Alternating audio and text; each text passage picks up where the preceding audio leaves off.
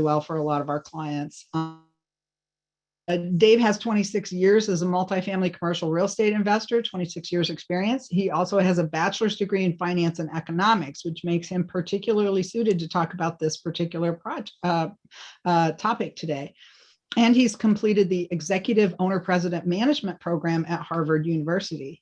I remember, hearing about that when Dave was doing it, and it was a big deal, right, Dave? Yeah, it was a big deal. I was just talking to some classmates just before we got on here.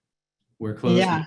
And that was yeah, a good and time. if you ever look that up, it's like crazy expensive. I looked it up the other day, and I was like $150,000 to get through it, and but I'm absolutely certain that the value is there if you can afford it. All right. It definitely is.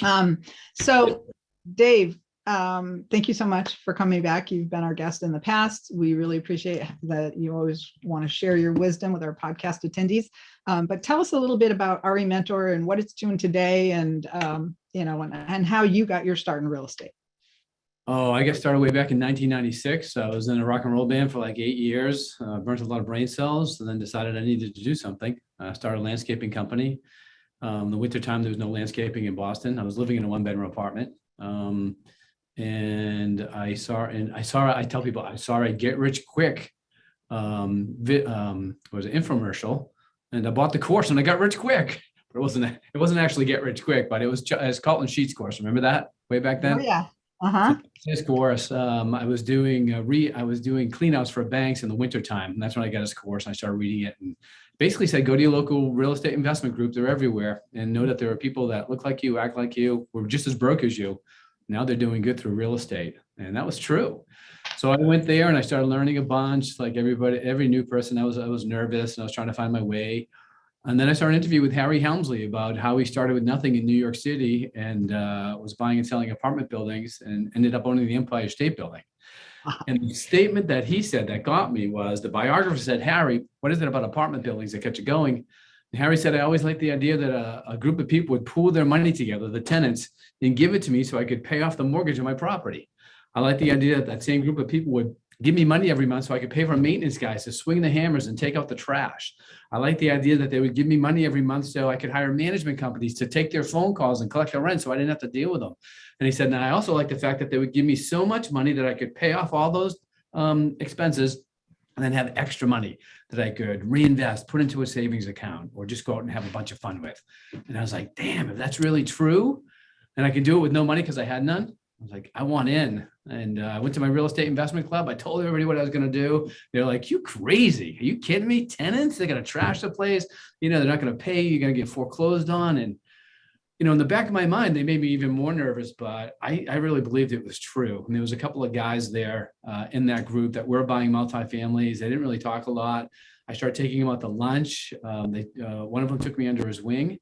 And that started it. I bought my first 3-family about 9 months later, after I got over the fear of doing it. Within 3 months, I had 3 more. Within 6 months, I had 9. Within the first year, I had 11. Within the first 3 years, I had under just about 40 of them. And those were mostly 3 to 6s because I was afraid to buy anything bigger. I did while I was in the rock and roll band, my mother forced me to go to school. I knew I wanted to be an entrepreneur, so I took finance, and then I was gravitated towards economics because my life was crazy, and economics showed me like there can be order in craziness.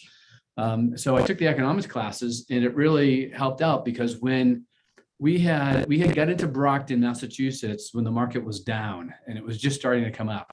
New mayor came in. They had just built the transit system to go into Boston, which meant that you didn't have to own a car to move into Boston. To work in Boston, which is big. So they had 3 transit systems. They had 5 new schools, new sidewalks. The mayor just changed. It was like strong leadership. It's something that we always look for in markets. I didn't realize it back then, but I was just trying to get some money, earn some money.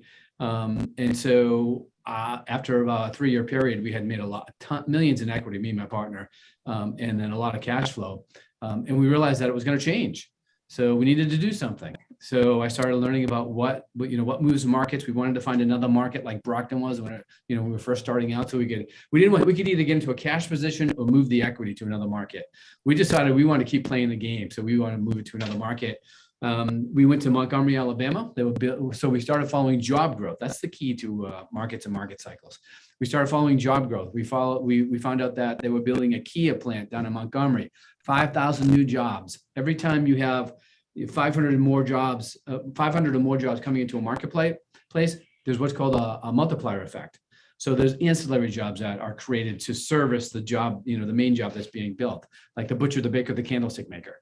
So Montgomery had a very small multiplier. It was 3, but that still meant that 20,000 new jobs were coming into this area because of that car plant. But Montgomery had what's called a barrier to entry, all right, which are really good. And in Montgomery, it was the fact that it was surrounded by floodplains, and you can't build in the floodplains. So when all the construction workers came in and when all the new workers came in, demand started going up, but supply remained the same. So that was a recipe for really good equity. So we did well in Montgomery. We went to Jackson, Mississippi, up to Huntsville, down to Texarkana. And before I knew it, we were in 19 different markets around the US buying properties, over 9,000 units. Wow. Crazy. Happens fast. That's amazing. And then how long did that take? So that was, you started doing that when, and how long did it take you to get to 9,000 units? We hit the 9,000 mark probably, I think it was 2008, 2009. And wow. We've been going in and out, selling in and out of markets now since then.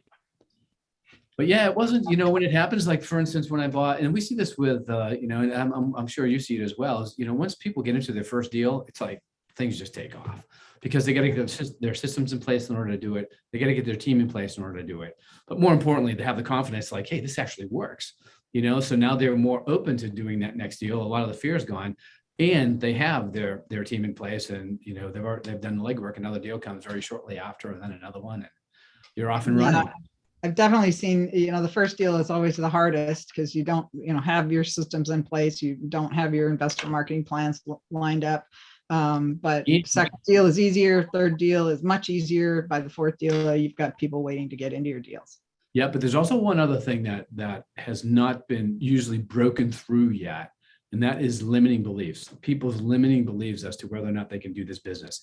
And unfortunately, some people, their limiting beliefs beat them, but other people, they train on that. Like for instance, I had huge limiting beliefs, and I didn't realize I was brought up lower middle class. My mother was a fish cutter, and my father worked 2 jobs to support the family. And when all the good stuff was always for the other people. My family was really, really frugal. My mother was an envelope lady. She used to put the money in the envelopes for the budget. At the end of the week, she had I remember when I was 10 years old, and when I first realized, it's like, what are you doing, Mom? She says, oh, I'm doing the budget. This is for food, and this is for gas, and this is for your kids' clothes and your kids' lunches and all that.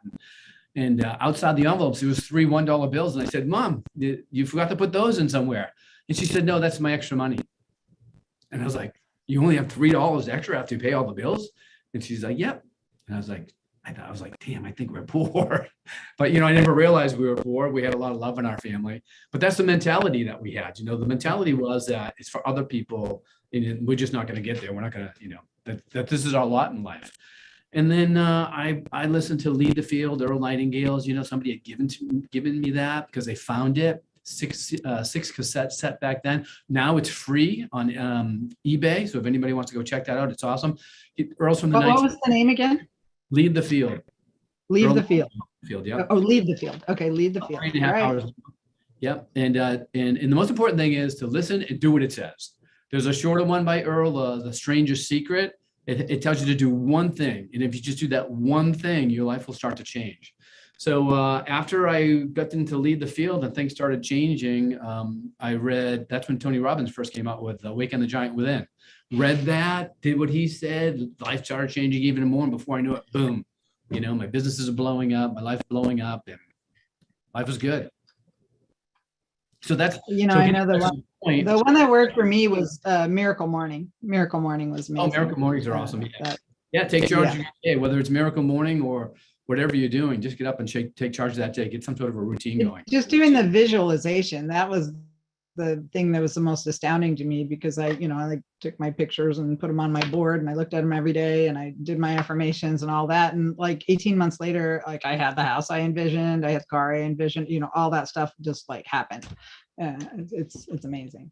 Yeah. If anybody really wants to, let me share one more book. It's called from Abraham Hicks, Ask and It Will Be Given. Have you read that book? I have not. So it's a really strange book because she like channels a medium. It's kind of like foo-foo stuff, but in reality, if you read it and get the underlying message, which is all about the law of vibration, that is truly how you change your life. You just believe it and it happens. Because, and I think it's, you believe it and it what happens because then you do the things necessary to make it happen. Yeah, right. That's the law of cause and effect. There's 12 laws of the universe. Anybody listening, go Google 12 laws of the universe. That's how you become successful. But the law of vibration is all about being everything vibrates. So being in the same frequency of what you want, you'll connect with it. If you're in the frequency of being negative, then you attract negativity because you're connected to that frequency. But anyways, read that book. You'll understand it then. It is a life changer. That's amazing. All right. Well, let's get on to today's topic. So interest rates keep hiking, and there was just another interest rate hike. What is that doing to the multifamily market? Big.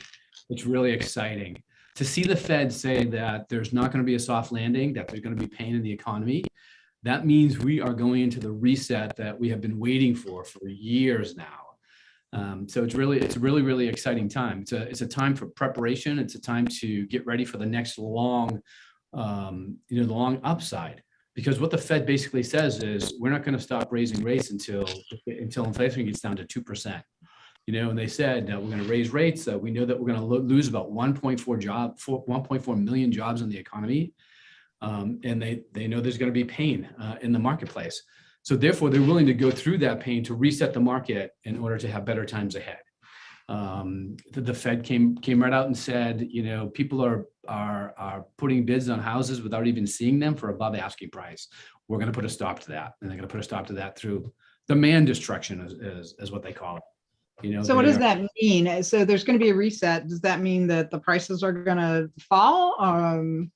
Yeah, so there's two different dynamics going on right now. So we do have a reset happening. Prices do need to fall because of the fact that interest rates are going up. When interest rates go up, cap rates go down.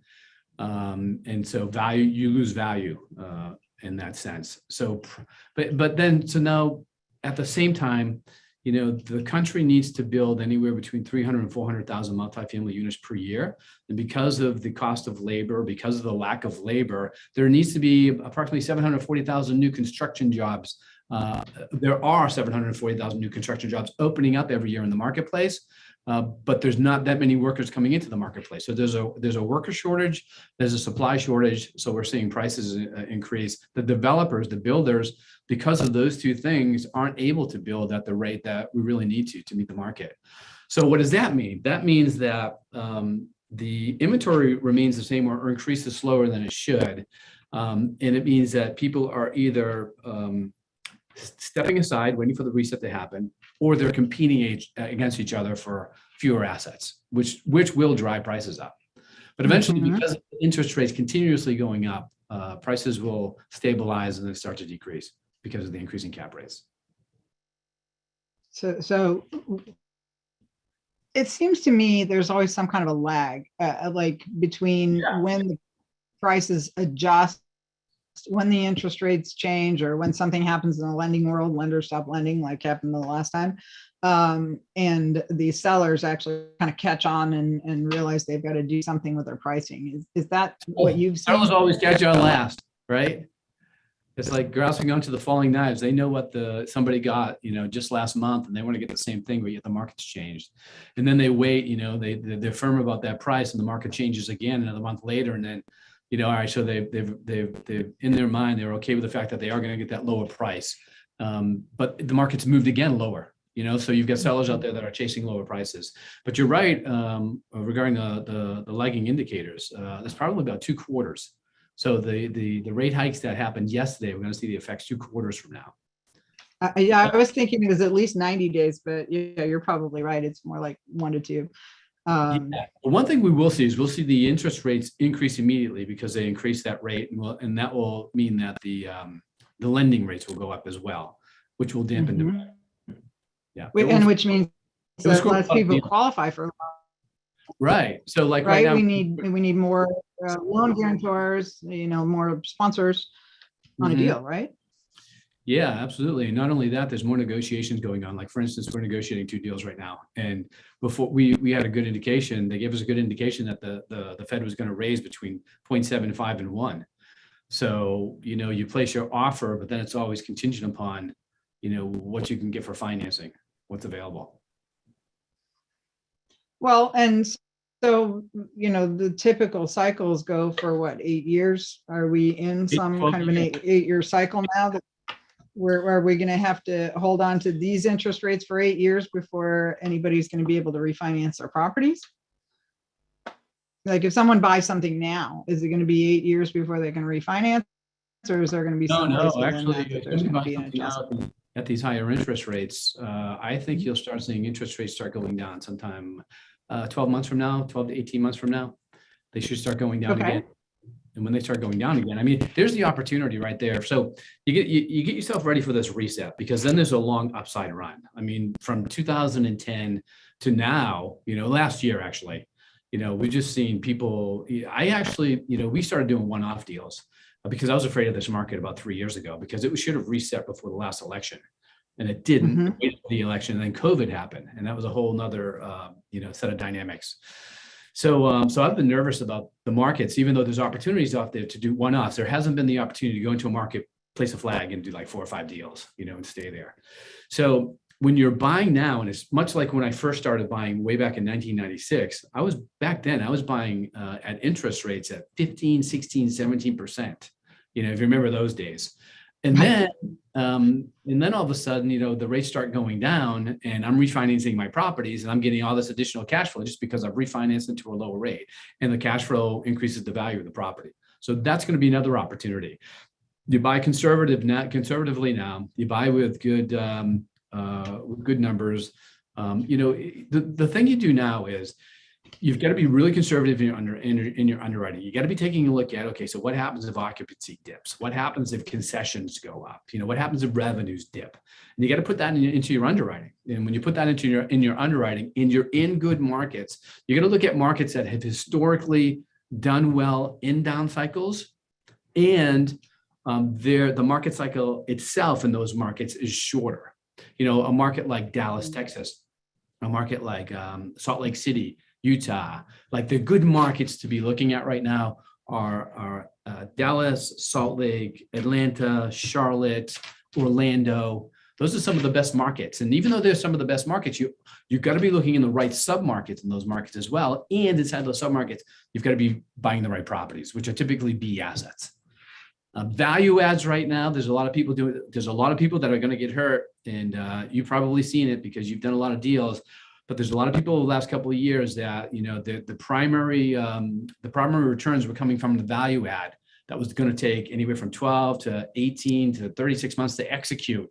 Well, I started seeing those deals start coming in, and I was just like, you got to be careful. You got to be really, really careful. So those deals are actually going to come back on the market, because people, unfortunately, they're going to lose those deals. It's just the wrong time to do things like that. Well, and I think the other real risk that I've been warning people about are bridge loans, short bridge loans. Yeah. Because if you get to a point where you're at the end of your bridge loan and you can't refinance, or because the interest rates are still high, you're going to be in a world of hurt, and you may end up losing that property to the bridge lender. Yeah, like a year or 2 years ago, the bridge loans, getting in by bridge loans was the thing. Get in by the bridge loan, and then you get in cheaper, you get additional cash flow, you can make these deals pencil out because of the bridge loan. But now the risk of the bridge loan is coming to fruition. It's the fact that rates have actually risen. Yeah, right. And what I saw in the last recession was that the people who had over leveraged their properties and had short balloon payments were the ones that actually ended up losing their properties. Was that your experience too? Oh, yeah, absolutely. Yep. During the last cycle, when Lehman Brothers collapsed, it was really like nobody predicted that cycle was going to end so fast. And we had bought a lot of deals between 2006 and 2008. We were averaging a complex and a half a month during those times, crazy times.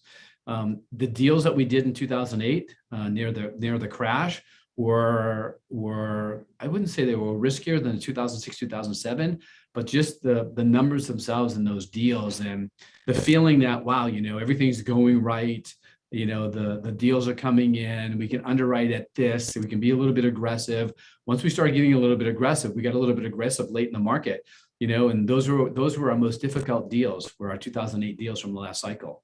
So I had that. So then of course you focus on the deals that are giving you the hardest time to make sure that you don't have to do any capital calls with your investors. So the investors get their returns. And then you almost forego everything else. I mean, I wasn't really buying like I should have in 2010 because I was more concerned about the deals I bought in 2008. So I learned that lesson from that particular cycle, and I wasn't going to do it again in this cycle.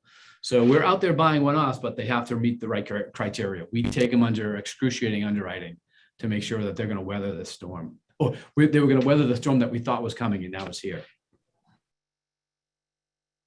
Model that I've seen most of our clients using for, say, the last year has been 70-30 split and 8% preferred returns. Is this market somewhere where our clients should be thinking about re-educating their investors and maybe offering a different preferred return or different splits? It all depends on the investor universe that a particular syndicator has. I know guys out there that are doing 6% preferred return for their investors, but their investors are made of people with 401ks, self-directed IRAs, and they're happy with that return. I know international investors that don't want anything less than a 10. So yeah, it's not so much as a re-education of your investors, maybe it's a repopulation of your investors. The investors, one of the things I learned as a syndicator is you educate your investors as to what you're bringing them. There was one time we were always offering an 8% cash on cash return. And then we went to this flurry of 4 or 5 deals where we could offer a 10 and an 11, and we did. And then we came back with the regular 8 and we couldn't fill it. It was hard to fill. Yeah, it's like, why is anybody taking this deal? It's a great deal. Like, oh, wait for your next 10. 110. Damn, we should have told them it was going to be an 8, knowing that it was going to be a 10. And then just had really happy investors at the, during and after the deal. So we learned our lessons there on that one. Here's a couple other things for syndicators that are listening. Another lesson I learned is when you have multiple deals, you segment your list and you only expose parts of your list to a particular deal. Because what we did is at one time we had 5 deals going on at the same time. We had a really hard time filling them, even though before that we had filled a ton of deals. And I said to Jeannie, who is our investor relations coordinator over here, I said, Jeannie, what's going on? I said, why aren't these deals filling? She said, well, people just can't make up their mind.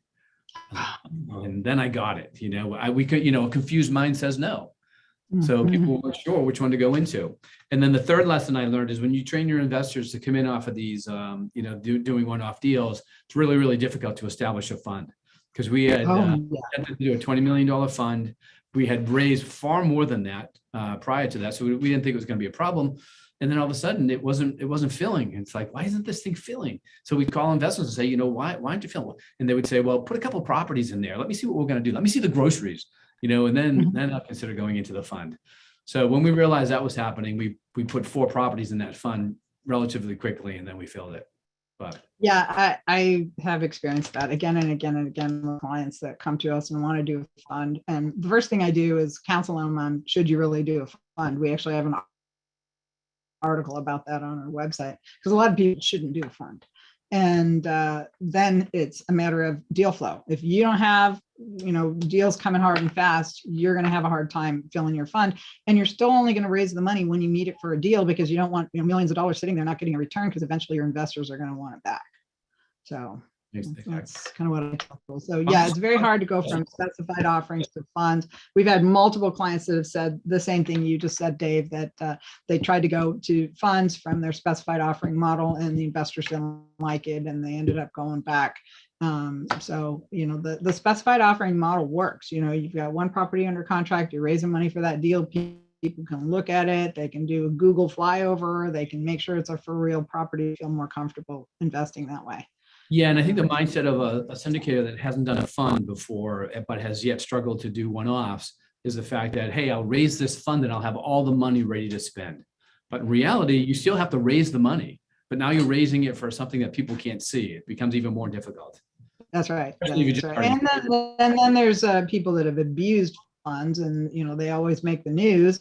And so, people get this image in their head of, you standing next to a private jet and driving a fancy car while they're still driving their Toyota, and they're not getting the returns that you promised them. So, you have to overcome that. So, all right. What about your Holy Trinity, Dave? Can you tell us about that? And is it still alive and well? Yeah, so one of the things we teach as here at REMentor for newer investors is to look at deals conservatively when you first start out to make sure you're successful. You'll make your biggest mistakes in your first 3 or 4 deals, so you don't want to make a mistake that's going to knock you out of the game. So the first decision you have is whether you're going to do what's called a momentum play, a deal that cash flows at closing, or a deal that's a repositioning, less than 85% occupancy, and you have to do some sort of a lift, tenant profile, and also some sort of a rehab to the property. So momentum plays are always the ones we have people start out with. And then we have them start out with a conservative formula in order to get into these deals. And that is a capitalization rate of 8+, a cash on cash return of 12+, and then a debt coverage ratio of 1.6. And when you have those 3 ratios aligned with each other, that means that you can bring your investors in the deal, give them an 8% cash on cash return first year, and you get to carve out 25% of that deal for yourself. So it's a good conservative model to start. Now, is it working in today's marketplace? It still does. You know, one of the questions I've consistently gotten through the years, because this is the model I use as well, but I've consistently gotten through the years is, David, in different markets, is Dave, this is a really tight market now. How do I change to Trinity? And the answer is you don't. You know, you just focus on deals that meet that Trinity. Now, after you've done a few deals, like 3 or 4 deals, and you've got experience, and I call it building your real estate gut. You know, after you've built your real estate gut and you've executed on a value add, maybe the value adds to raise the rent or a value add to increase occupancy. After you've executed on a couple of those and you really understand how to do them, then you can start playing with that Trinity. Then you can, you know, go in a little bit light, knowing that you have a value add that you're going to execute within like 6 or 7 months to bring those numbers up there, and your investors are going to be okay with that. That's when you go in conservative, you get some deals, some good deals that are working under your belt, and then you can start adjusting the model to the way you want to invest. So can you go ahead and just give us your 3 numbers again? Yeah, cap rate of 8+. The cap rate covers you as the investor. It's your unlevered return. The cash on cash return is a 12. That tells you what your cash flow is going to be during the year in the deal. The investors get 8, you get 4% of that. That ends up actually being 25% of the deal. And then the debt coverage ratio, which tells the bank how many times your cash flow is covering your debt, should be at 1.6. So you need an extra 60 cents left over from your debt coverage in order to be conservative into a deal. And especially in times like these, I mean, if somebody's going into a deal at a 1.25, which the banks are offering for a debt coverage ratio, that is not being conservative in this market. That's good to know. I mean, everybody always thinks, well, you know, the market's changed, the numbers have to change, but if you stick with the solid principles, you can't go wrong, right? You're less likely to make a fatal mistake. Don't be afraid to do less deals. You know, I've got a partner, and he's like, a couple of years ago, he's like, we got to do deals. We got to do deals. It's like, no, we don't got to do deals. I said, the last thing you want to do is do a marginal deal that comes in and then have to really work and worry about that deal to make sure that you're going to get the returns, you know, that you forecasted for your investors. I mean, that's not what life's about. You know, I've been through that. You know, my worst deal was a 400 unit in Huntsville, Alabama. And it was a repositioning. It was my fourth deal out of Boston. And it was 46% occupied. And I thought, oh, no problem. You know, I've done some successful deals already. I had about 800 units in Boston, but they were like on 3 to 6 units. And I was like, oh, no problem. You know, what I didn't know was just enormous. And that deal, which I brought investors in, I thought it was going to take me 2 to 3 years and get everybody like a $3 or $4 million profit. It took 6 years. Because I didn't want to do any capital calls, I took $4 million out of my pocket over those years and just broke even at the end. And it was just, you know, so it's like, I didn't need to do that deal. I could have gotten into so many other deals, you know, momentum plays that I had to pass up on just because I had to focus on this deal. So that's the lesson. The lesson is you don't have to do deals. You know, you take the deals as they come. Entrench yourself in a market, you know, decide which market you want to go into next, you know, build your team in that market. And then, you know, when the right deal comes along, it will come. And that deal will come along through relationship building. You know, relationship building, or you might do some direct mail campaigns as well. Two good forms of deal sourcing. That's great advice. In fact, that was the next question I was going to ask, is what should people be doing to prepare for changing times? Anything else you'd add to that? No, it's just for those that are just starting out. Mhm. Just go through the process of building your teams, of selecting your markets, of going into that marketing and looking at deals, analyzing deals. Get your systems in place, and then a deal will pop. I mean, it isn't a market where a bunch of deals are going to come on. That's going to come a little bit later, maybe a year from now. But you do one or two deals from now and then, maybe three, and you build your real estate gap, and you'll be prepared. Because see, in a market that like back in 2009, 2010, after the 2008 financial crisis, all right, so deals started popping onto the marketplace. People started getting foreclosed on. I think it was 62% of all commercial mortgages went underwater back in 2010. I mean, it was huge from the effects of the financial crisis. So the deals that came in 2010, they were numerous. As the financial crisis went through 2008 and half of 2009, there wasn't a lot of opportunities in the marketplace, but there were opportunities. At the end of 2009, 2010, that's when everything started popping in. So there was two types of deals coming in. And they look very similar. One's a gold mine. You're going to make a ton of money. It's going to be an easy deal to do because you bought the right deal, the right place with the right numbers. The other one's a landmine. There was something inside of that deal that you didn't understand or see, but it looked like a really good deal going in, and it exposes itself within that first year. And it's like, oh shit, and then you have to deal with it and work with it. So building your gut before the opportunity of all these other properties coming onto the marketplace is smart, because you will recognize the landmines from the gold mines. Well, and one of the things I tell people is if you want to, really get experience, you haven't done a deal before, team with somebody else who's done deals, and you can leverage off their experience and really propel yourself forward versus trying to learn it all from scratch by yourself. And, that's both using a coach or just participating, with somebody who's more experienced that's done a few deals. One of the things we've seen through the years is that people that come to the Multifamily Millions Bootcamp, most of them are people that want to be active investors, but then there's a good percentage that are passive investors, but they want to know how to analyze a deal. They want to know how to analyze a team. They want to know how to analyze a market. So they're the smart investors. They want to understand everything before they hand their money over to somebody else. So yeah, and that's why I wrote my book, was not just for active syndicators, but also for people who want to passively invest. Because if you learn what the syndicators are supposed to be doing and the sponsors are supposed to be doing, then you're going to be able to figure out whether they're doing it. And the last chapter is all about, 10 things you should know or ask before you invest in a syndicate. So that's all good stuff. So you mentioned a couple of times that you have to get your systems in place. What systems does a syndicator need to get in place? Well, certainly you've got to get your capital raising systems in place. And that is, how are you going to do it? How are you going to expose yourself out into the market to entice people into your deals on a regular basis, to build your list, as they say? There's a lot. One of the things that's changed in the recent years is social media. There's a lot of people now going onto social media, doing their own podcasts. It's really smart. People get to really know them through their podcasts and the different posts that they're doing, and they get comfortable with them. And then before you know it, they're getting more people on their list. But then there's just the regular grind. It's going into now the business meetings are starting to open up again.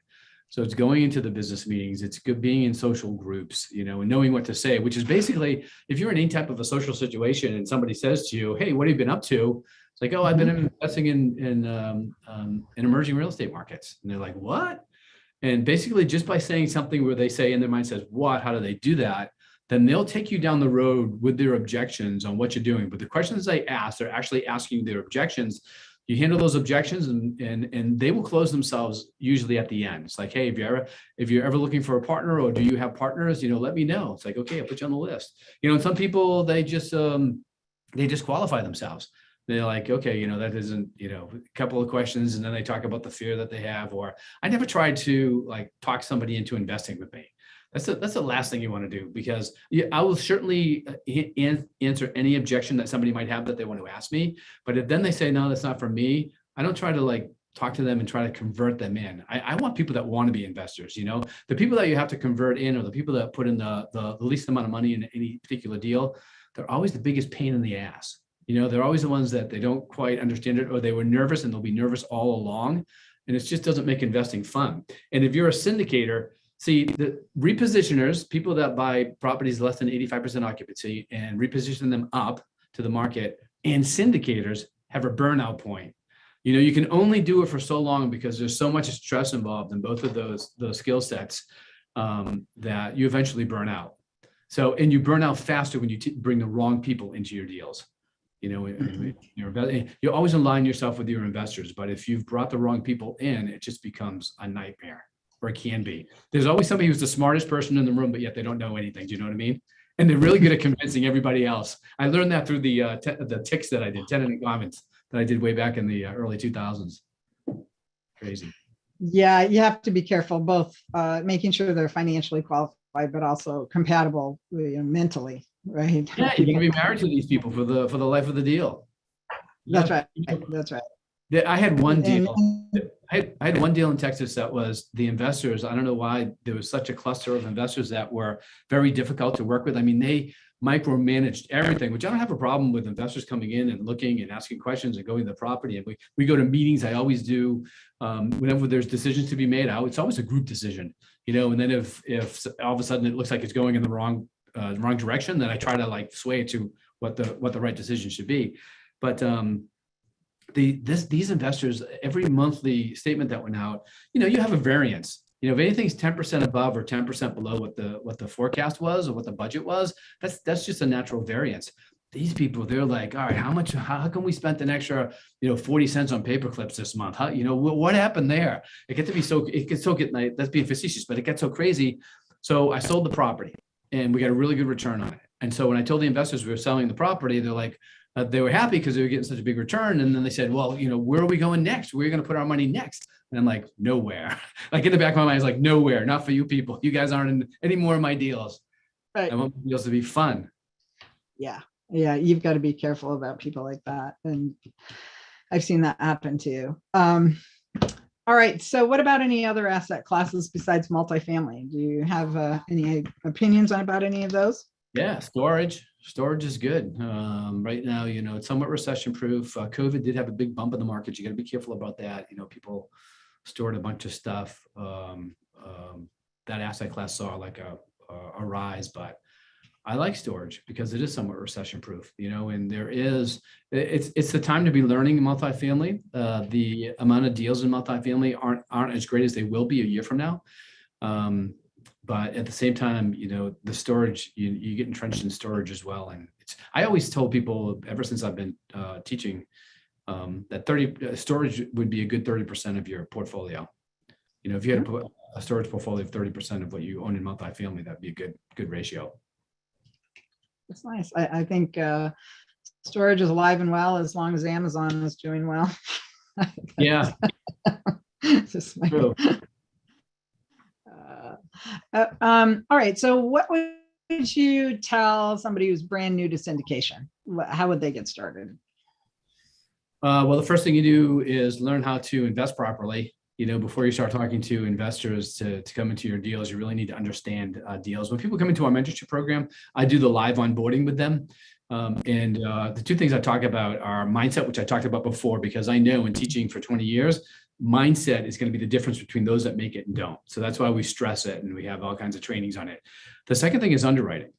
The people think, oh, I got to have a relationship with a broker and I got to go out and I got to start, getting deals coming in, deal flow coming in. It's like, no. You got to understand what good underwriting is and how to do it before you start talking to a broker or a investor or a sponsor or a bank, because they know what good underwriting looks like. And if you show them underwriting that's not good, if you're missing things, and they're just going to check you off in their brain. So the most important thing is learn what good underwriting looks like. Now, here's the thing with that. There are some people that are good in math and some people that don't like math. Like I've never been a math person, but I realized, in every business, there are certain things that you need to know about. So I learned how to do good underwriting. I did a lot of underwriting at the beginning so I could really understand it. And then I was able to give it off to somebody else. The only thing I do now is I approve underwriting. Some people say, this is a deal. And I'll say, okay, send me the underwriting. That's already been through somebody else on my team. Somebody with a deal will bring it to us and they'll say, I think this is a good deal. And then it will go to a team member. They'll review that underwriting and they'll do their own thing. A lot of times they kick them out because the underwriting, didn't work out. And then if it's good and it looks like a deal, then it comes to me. And that's the way I like it, because I can focus on, I'm a good relationship builder. That's my strength. So that's what I focus on. Okay. So learn to develop relationships, get your mindset squared away, learn how to underwrite. And so I think the building relationships is kind of the third. First the mindset, then the underwriting, and then start building your relationships with your brokers, your investors, reaching out to sellers. Is that Yep. kind of what you would say? Yep. Yeah. And I would add to that, get a coach. Get a coach. If Yeah. you don't know what you gotta get educated. And I talk to a lot of people. They're like, well, I just read some books, or I watched this podcast, and I'm not sure that's enough. I really think that the people that have been most successful and have come back to us again and again to do more and more deals have always started with a coach. And I can't stress that enough, because the people that haven't done that, they've done a lot of one or maybe two deals, and then you just don't hear from them anymore. They're not doing deals, either because they bought the wrong thing, or they got burnt out because they did something wrong, and they just don't do deals anymore. So Here's the thing with coach. The coach, through our different events that we have, we offer coaching programs. And the one thing we learned is people join because either they want to be held accountable because they know that they tend to drift off, or they want to be successful faster. And there's no way to be successful faster than to be with somebody that's already done it, and have them oversee what you're doing. And sometimes we have some of our clients that are not putting in offers because they're afraid. And it's the coach that says, put that offer in. Because all of a sudden they realize, like, oh my God, I got to take the next step. I'm going to get this deal done. Then real, more fear starts coming in. But with anything, like, I made my biggest mistake. I was fortunate. I had one of my hard money lenders was my first mentor. And he's the one that taught me to be a very conservative investor. But one of the things he told me was don't invest outside of Massachusetts, because you don't need to increase that risk of not being at the property. So he didn't really understand how to be a national investor and go after emerging markets. So I found another person to mentor me through that. But it wasn't until after I did that deal in Huntsville. And I wish I had that person before I did that deal in Huntsville, because they would have told me, don't do that deal. It would have saved me 6 years of my life, $4 million out of my pocket. But from my limited knowledge that I had at the time, I thought, hey, I can do this. This is a no-brainer. I didn't know what I didn't know. That's the other thing. So walk on the, if somebody's willing to lend you a hand, take it. Especially if this business, I have seen so many people come in broke through our system here and in multifamily itself. And in a very short period of time, 2-3 years, they get so many different deals under their belts, and their lives changing. And they over here around Christmas time, they send chocolates, they send these great letters about how they're able to spend time with their dying father, how they were able to take their children out of a 1-bedroom apartment in Los Angeles. I'm thinking about a woman whose husband was killed in Iraq, and she was destitute, and she realized she was going to get evicted if she didn't do something. She started buying multifamily, and a few short years later, she's owning a 123-acre horse farm, north of Dallas, and that's where she's raising her kids. And so just the amount of change and the quickness of the change in somebody's lives that this business can do. My mom used to work here, and sometimes I walk by her office, and moms love to tell people what to do, but she'd just say, you got to do it. It's just amazing. People come in here and they have nothing, and 2 or 3 years later, they're rich. And it was just to be so amazing to her and my Aunt Edna. They both used to be here, and they were just at the family parties, they would just talk about it. So it's amazing. So it is pretty amazing. And I've seen that same thing happen with our clients as well. That the changes are pretty profound. I've seen people start buying $3 to $5 million properties, and 6 years later they're buying $30 to $50 million properties. And in the process, their lifestyle has completely changed. And these are people that have come out of Dave's program. So all right, well, we've got some Q&A, but before we go to the questions, I want you to tell us about some upcoming events that you're going to we have Ultimate REMentor doing. Yeah, we have Ultimate Partnering in Phoenix, October 21st. Yep, Kim's always there. She's going to do a presentation this year as well. But Ultimate Partnering we've been teaching since 2002. We have our alumni students come back, people that have really, really done well. And then we have newer people that have never been to the event as well, and they get to mingle with each other. They get to know each other. The one thing about our community, it's like a big community of love. Everybody wants to help each other become successful. So at that particular event, the one remark that we get from other people that have been to that event for the first time is, I can't believe there are so many people doing deals. I've never been into an event where there's just so many people doing deals. So at that event, you'll be able to meet money partners. They're alumni students that have done very well. They're looking to sponsor other people's deals and bring capital. There are people that are bringing deals. There'll be a ton of deals there that you could invest in if you're looking to invest in deals. And then there are business partners. We've had so many different companies being formed from Ultimate Partnering. I think of the Quantro group. They came in 2009. 5 of them get together. It's unusual that 5 people will get together and build a company. But between 2009 through COVID to now, they've done over 24 deals together. That's and they great. all met at Ultimate Partnering. So networking is what it's all about. And then there's great education from the front of the room as well. So that's ultimatepartnering.com if you want to take a look at that. And then we have multifamily millions boot camps on a regular basis. You can go to REMentor.com or call the office 781-878-7114 and they'll tell you when the next one near you is going to be. And Private Money Boot Camp. Oh yeah, Private Money Boot Camp is next weekend. That's right. That's right. In Washington, D.C. Kim teaches the attorney. Attorney, when she said I was at the very first Private Money Boot Camp, I didn't do that boot camp until what was that, 2007, right? Yeah, 5 years after I started teaching. Why? Because I was afraid that people were going to misinterpret something I said from stage, and they're going to go up and screw up a deal, and then they're going to come back to get me.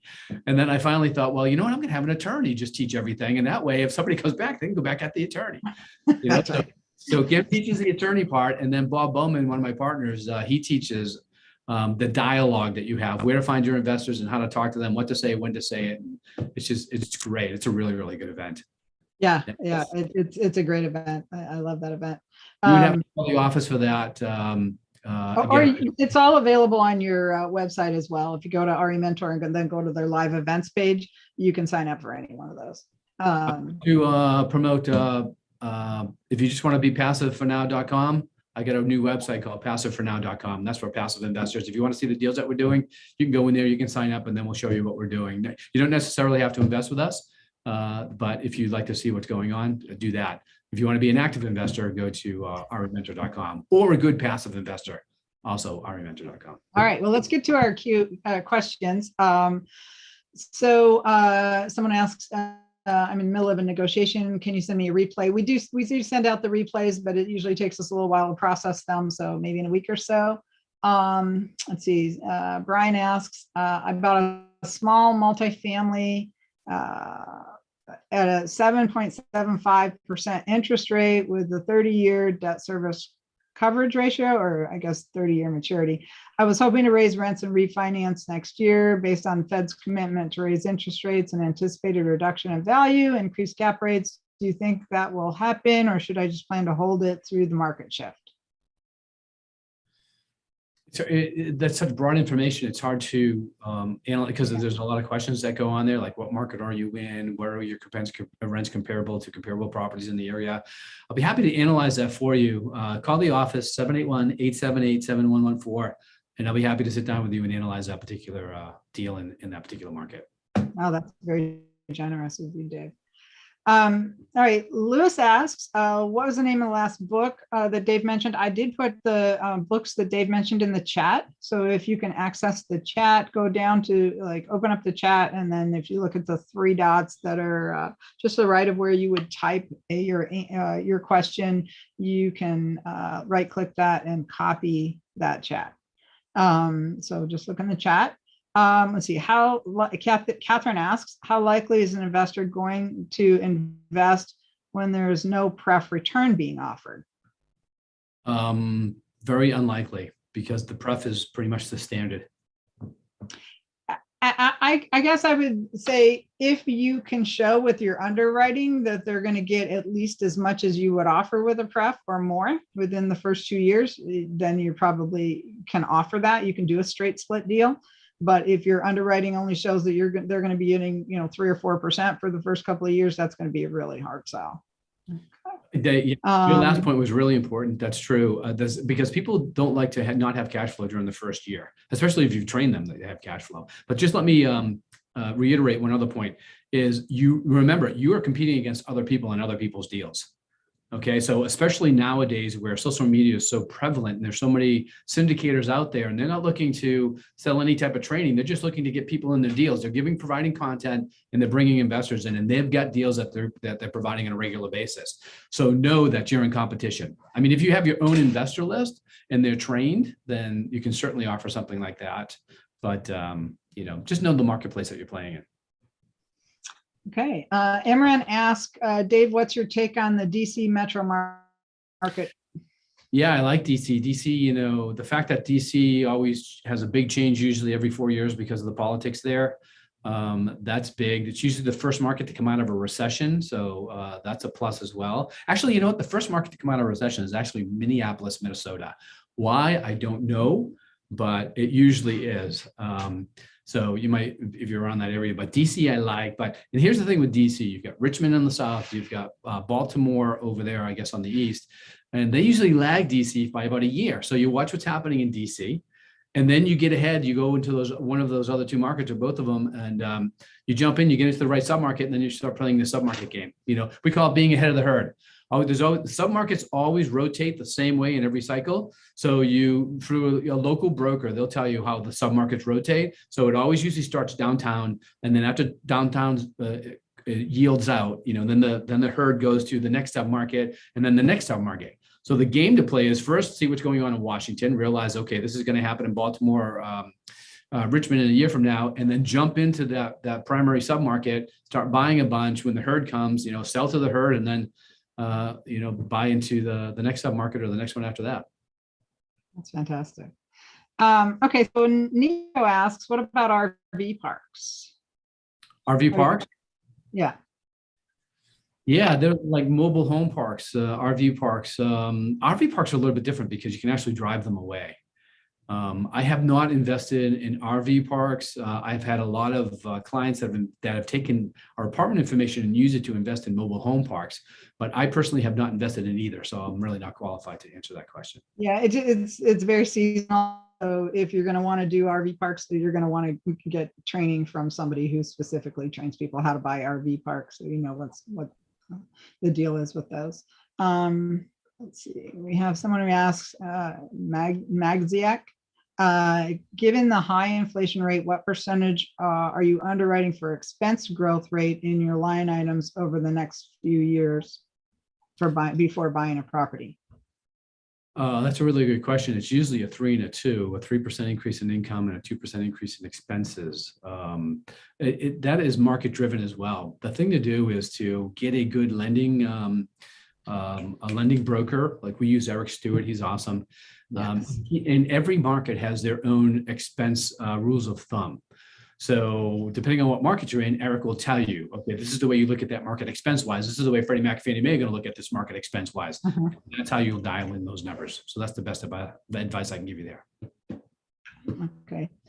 And I would also vouch for Derek or for Eric. He's amazing. Company, is it Atlantic Capital or something like that? Yeah, Atlantic Capital. Yeah, be happy to refer anybody to Eric. That he helped us. We had a property that just could not be refinanced. He stuck with us for 2 years, and it was crazy. We had a property in Ohio at a time that Ohio lenders weren't lending to out-of-state residents, and then we ended up buying a house in Ohio for my stepdaughter to live in. And as soon as we owned a house in Ohio, then all these lenders said, "Oh, you own property in Ohio, we'll lend to you." So 2 years later, Eric helped us. Yeah, so you can't get financed in a certain market, maybe you have to buy a house there. I don't know. That's what worked for us. It was crazy. Okay, what's next? If you were, Stephen asks, you guys have to keep your questions shorter. These long paragraph questions are really hard to answer in a call like this. So I think we'll have to skip your question, Steve. It's a little bit too complex for this venue. Email it okay. over. Yeah, if you want to email it over, where would they email that then? They can email to Jeannie, J Orlowski, JORLOWSKI, J Orlowski at REMentor.com. Reference this podcast, and I'll go in after I leave here. I'll go in there and say that you may be getting some questions. All right. Okay, so here's an anonymous attendee asked, what are your thoughts on the California market, specifically the Bay Area, San Jose, Santa Clara, San Francisco, regarding the Trinity formula? Well, again, the Trinity works in every phase of the market cycle. It's just the amount of deals that work, that you can get in, and the Trinity actually works on the deals are going to be fewer depending on what phase you are. But those markets, the California markets are always good. Rent control in the entire state right now is something that's a little different. But if you can, during this reset, usually during the resets, markets like San Francisco and San Jose, the cash flow, they have an open window of cash flowing. San Diego, Los Angeles, which is those windows open and close in very short periods. So when you can buy. I've got a student, Jose Bellman. He's been killing it in San Francisco for the last 5 or 6 years. He'll be on stage actually at Ultimate Partnering. He's going to talk about how he does it. But that is one of the tightest markets in the country, and he's just getting deal after deal. Okay. Manny asks, what are your thoughts? Let's see. That's the one we just answered. Can you repeat the name of the web page to be a passive investor? Yep, it is Passive for Now. PassiveForNow.com. Okay. Let's see, somebody said they had trouble trying to open it. PassiveForNow.com, so you might want to look at that, Dave. Go to the Lindahl. Hold on, the LindahlGroup.com. We're actually in the process of building Passive for Now, but if you go to LindahlGroup.com, that is the previous site going up to that. And you can sign in. You can sign up for an accredited sign up a form and get the information. Okay. Andy, what are the emerging markets you're looking at right now? The ones I just mentioned. If you weren't here, I'll say it again. We're very interested in Dallas, Salt Lake City, Utah, Orlando, Atlanta, Charlotte. Did I miss one? I can't remember. But those are the markets that will reset the fastest. They'll have the shortest. They'll have the shortest downtime. They'll come out fastest and strongest. Minneapolis and DC were the other two that you mentioned. Oh, yeah, Minneapolis and DC are probably the first ones that are going to move. Okay. Gretchen asks, do you think there's still any deals to be made in Phoenix Metro? Yeah, as a matter of fact, I was just looking at my list because I did have a list here of markets. Phoenix and Tampa are also on that list. The thing with Phoenix is it has like 18-month cycles. So it cycles really, really fast, which is good because you understand how to play the cycles, the 4 phases of the cycle, or just the emerging phase, and you can play quite a bit in Phoenix. So Phoenix is always an exciting market to be in. How about Florida Space Coast?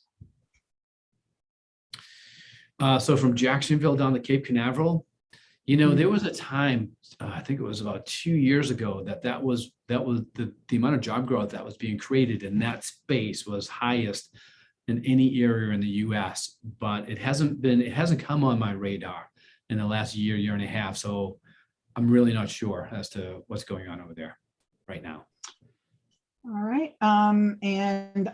So we had one more question. Who was the debt broker that we mentioned? That was Eric Stewart of Atlantic Capital. If you need a referral with Eric, you can email me, kim@syndicationattorneys.com, and we can get you that referral.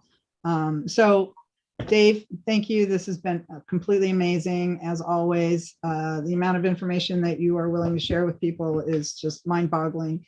And I hope everybody got a lot of value out of the podcast today.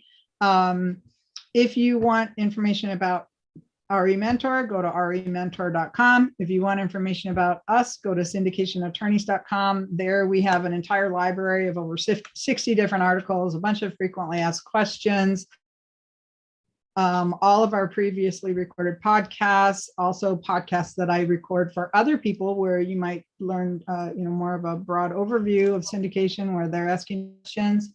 Those are all posted there. You can get a free digital copy of my book. I am coming out with a second edition within the next couple of months. And if any of you don't know, Dave Lindahl wrote the foreword for my book. So that was an amazing boost for us as well. But at syndicationattorneys.com, if you want, you can schedule an appointment with me or any of our staff. And we're always happy to answer your questions about syndication as well. So thanks so much, Dave. Wait a minute. Go ahead. Years from now, you know, when we're old and gray and we're sitting on the front porch, my front porch, and we're reminiscing, I'm going to say, remember when I was your first YouTube guest ever? That's amazing. All right. So you can go to our Raise Private Money Legally podcast. There are over 60 podcasts there already. We're happy to have you follow us on our podcast platform. And it's been an amazing journey for us as well to kind of ride along on Dave's coattails and learn from Dave and be able to help our clients become successful, and I think we share a lot of the same clients. So that's just been an amazing journey for all of us, I think. But all right, everybody have a really great day, and we'll look forward to seeing you on our next podcast. Hi, everybody. Okay, there we go. Thanks, Dave. Yeah, my pleasure. Thanks for having me. It was fun. All right. Very I'll much. see you at, Talk to you soon. I will see you at